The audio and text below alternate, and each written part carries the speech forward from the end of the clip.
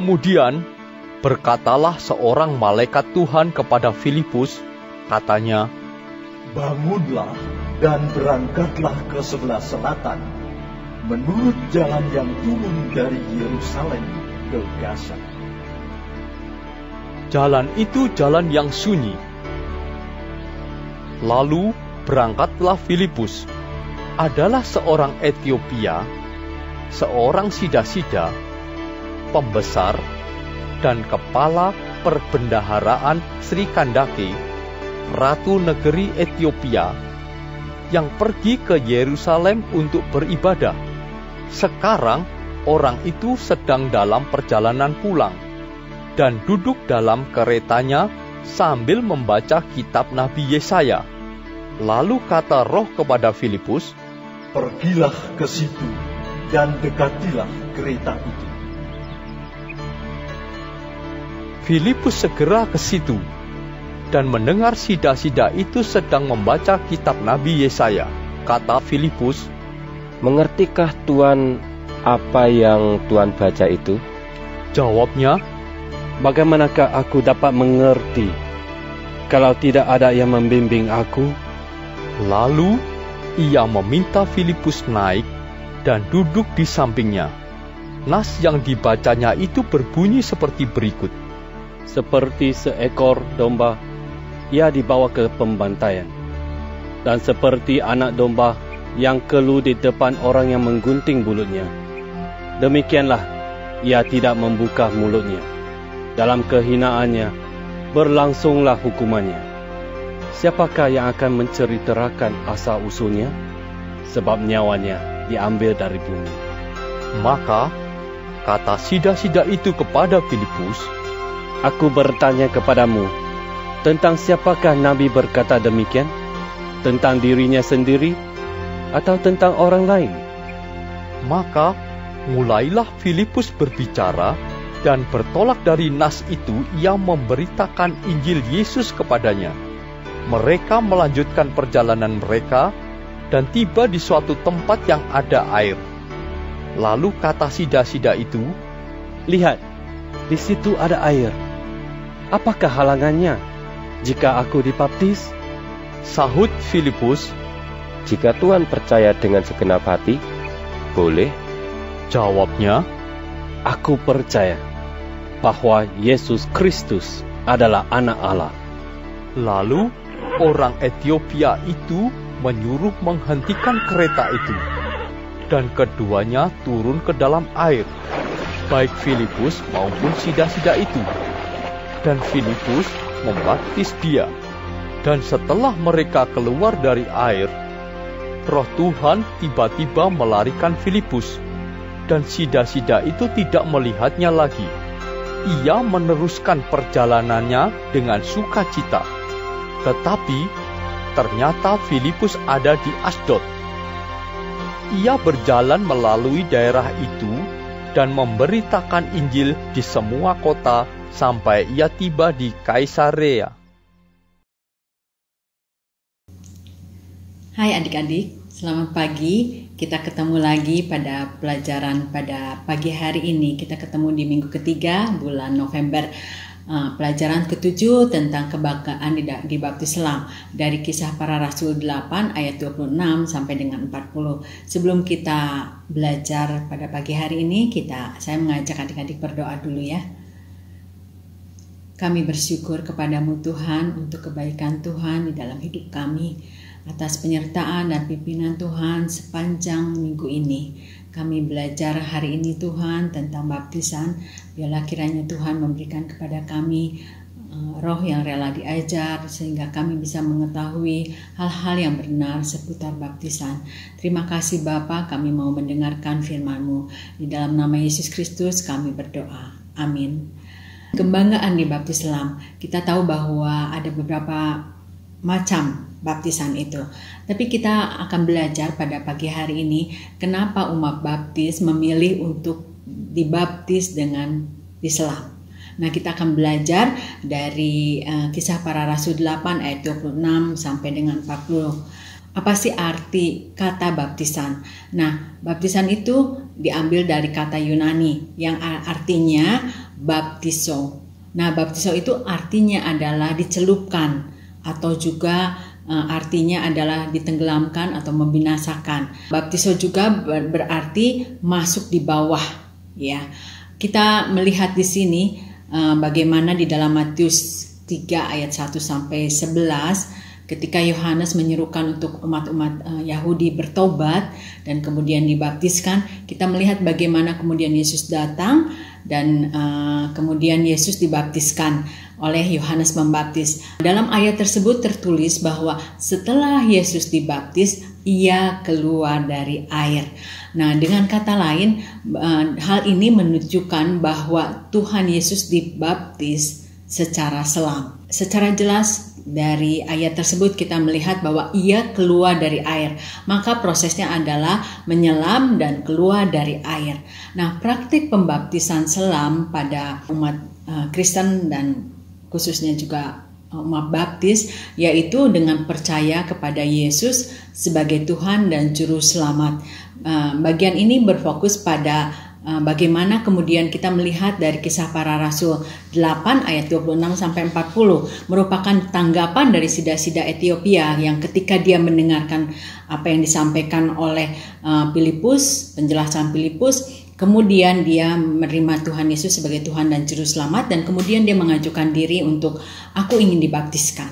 Nah, kita melihat baptisan bukan hanya bagaimana seseorang tersebut dibaptis, namun makna dari setiap proses pembaptisan itu penting sekali untuk diperhatikan. Jadi bukan cuman bagaimana seorang tersebut dibaptis, tapi makna dari pembaptisan itu. Orang baptis, kita sekalian itu meyakini bahwa baptisan secara selam itulah yang diajarkan dan dipraktekkan oleh Tuhan Yesus yang menurut kita adalah patut dicontoh. Oleh karena itu, maka umat baptis memilih untuk baptisan selam. Adik-adik juga akan mengalaminya ketika nanti adik-adik sudah menerima Tuhan Yesus sebagai Tuhan dan Juru Selamat, kemudian melakukan upacara pembaptisan. Adik-adik akan dibaptis secara selam dan itu melambangkan tentang bagaimana kita dikuburkan di dalam kehidupan yang lama, ya. Dan kemudian setelah bersama dengan Tuhan Yesus, karena sudah percaya kepada Tuhan Yesus sebagai Tuhan dan Juru Selamat, kita kemudian berjalan benar bersama dengan Tuhan Yesus di dalam kehidupan sehari-hari bersama dengan Tuhan Yesus dengan kehidupan yang baru. Nanti kita akan mendengarkan sedikit kelengkapan dari penjelasan dari Pastor Alex mengenai baptisan selam ini. Kesimpulan dari baptisan dengan cara selam adalah cara pembaptisan yang sesuai dengan firman Tuhan. Alkitab khususnya Perjanjian Baru ini memberikan landasan yang tepat kepada kita sekalian. Mengapa setiap orang atau kenapa kita harus dibaptis secara selam. Nah, ada dua hal yang utama cara Tuhan Yesus dibaptis oleh Yohanes dan makna dari kata baptis dalam bahasa Yunani itu menjelaskan kenapa kita harus dibaptis selam. Nah, sebagai orang baptis tentunya keyakinan baptisan selam adalah keyakinan yang berasal dari Alkitab, kita tahu itu.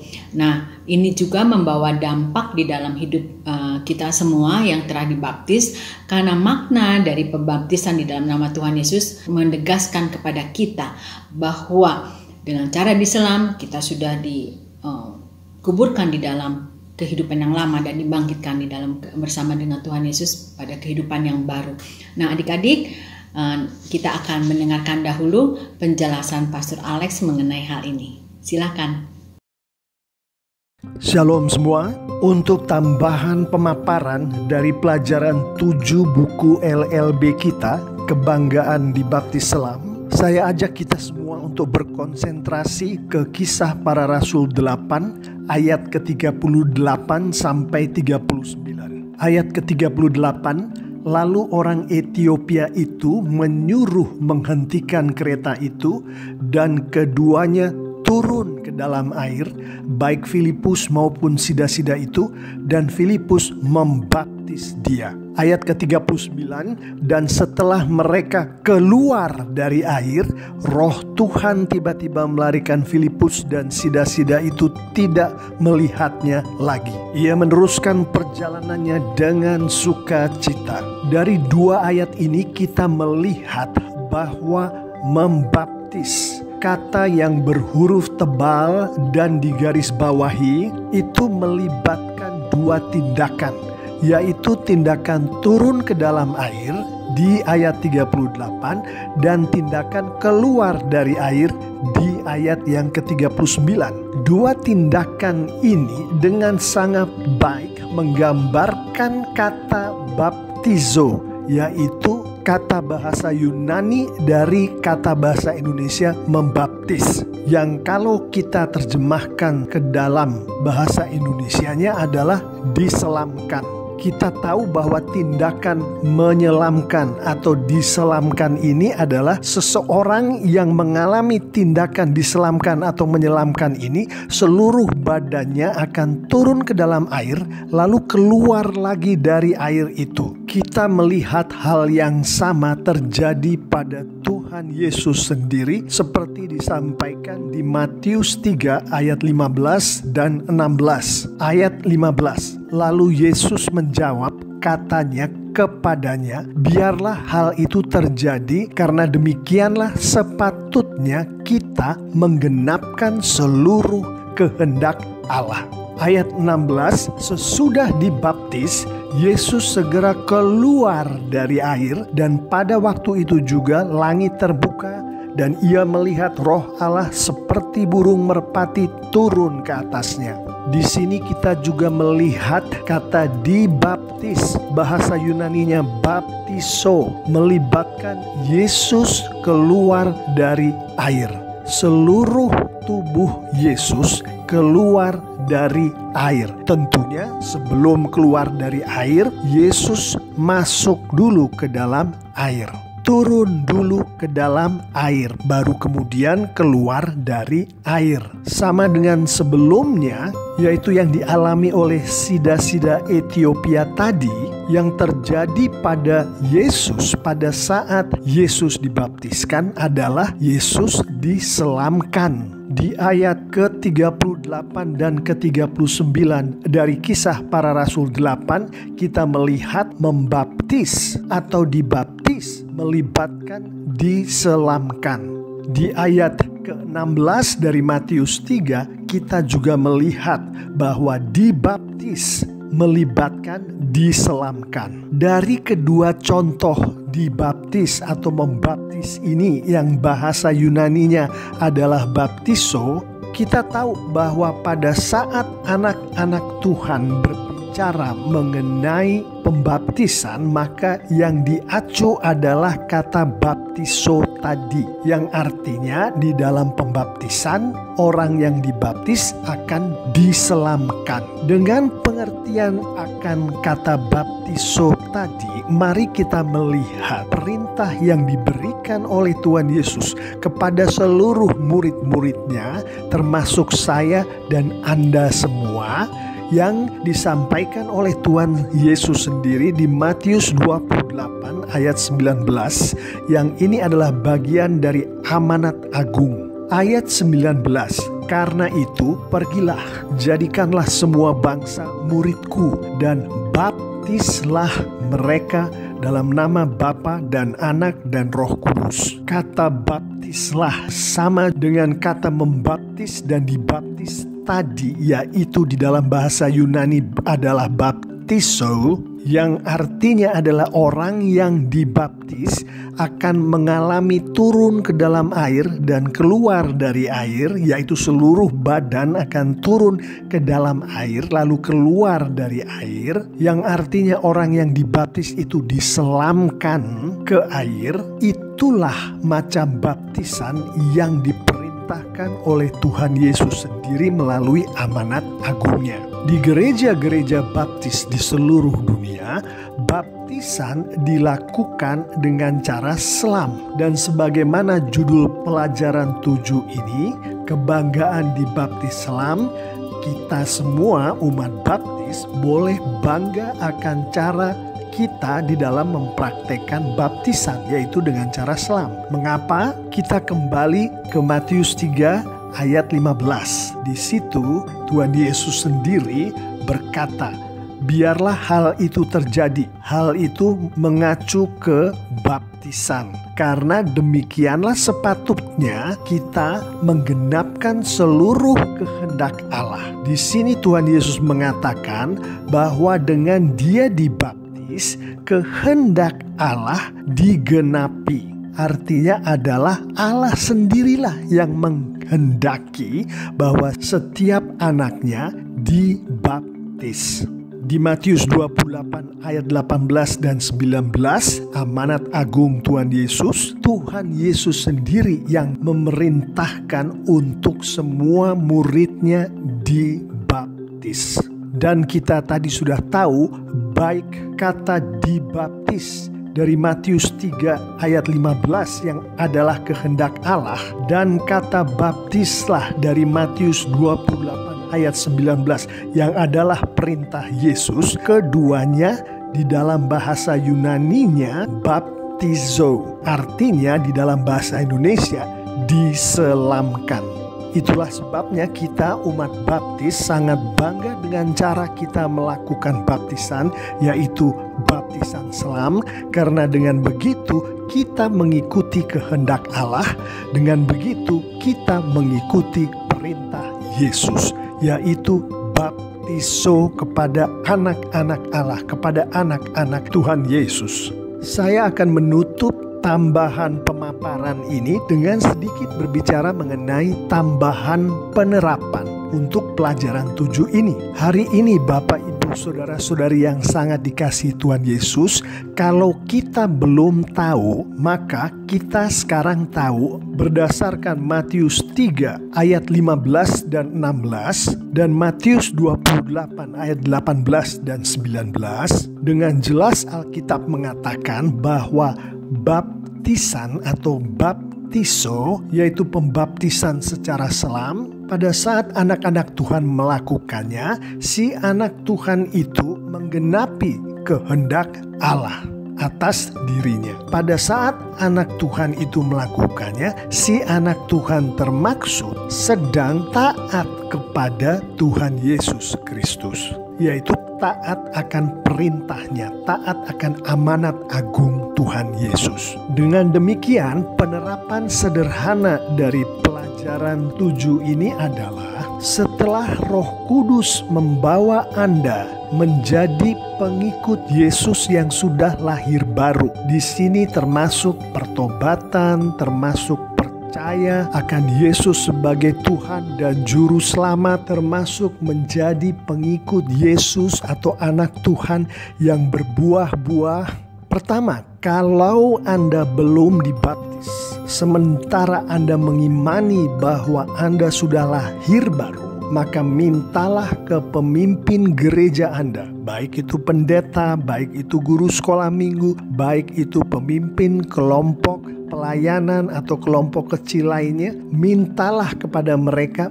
untuk dibaptis secara selam. Kedua, kalau Anda sudah dibaptis, artinya Anda sudah lahir baru, namun baptisan yang Anda alami itu bukan baptis selam, berdoalah, meminta bimbingan Roh Kudus, lalu berkomunikasilah dengan pemimpin gereja Anda untuk mencari tahu dan meminta agar supaya Anda dapat dibaptis ulang secara selam. Pada saat anak-anak Tuhan mengikuti kehendak Tuhan, mematuhi perintah Tuhan Yesus, maka Tuhan kita dipermuliakan. Dan kita semua tahu dari Alkitab, kita mengimani itu, bahwa anak-anak Tuhan yang mempermuliakan Tuhan, yang memenuhi kehendak Tuhan dan mematuhi perintah Tuhan Yesus, maka Tuhan akan memberkati kita. Amin.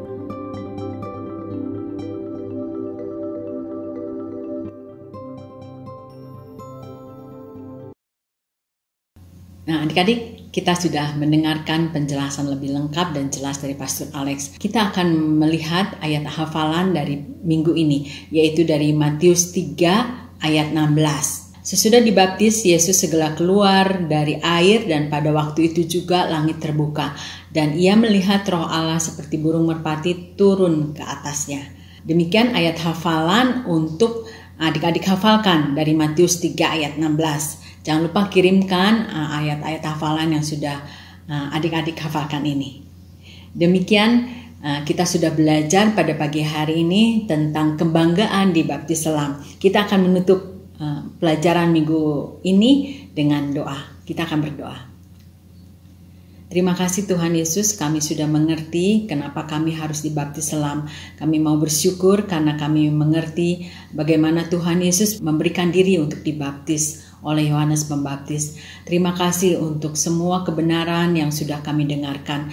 Biarlah kiranya Tuhan ajaran-ajaran yang boleh kami dengarkan setiap minggunya boleh kami ingat di dalam kehidupan kami dan juga boleh kami lakukan di dalam praktek kehidupan kami. Terima kasih Bapa, karena hanya di dalam satu nama Yesus Kristus penebus kami yang hidup kami berdoa. Amin.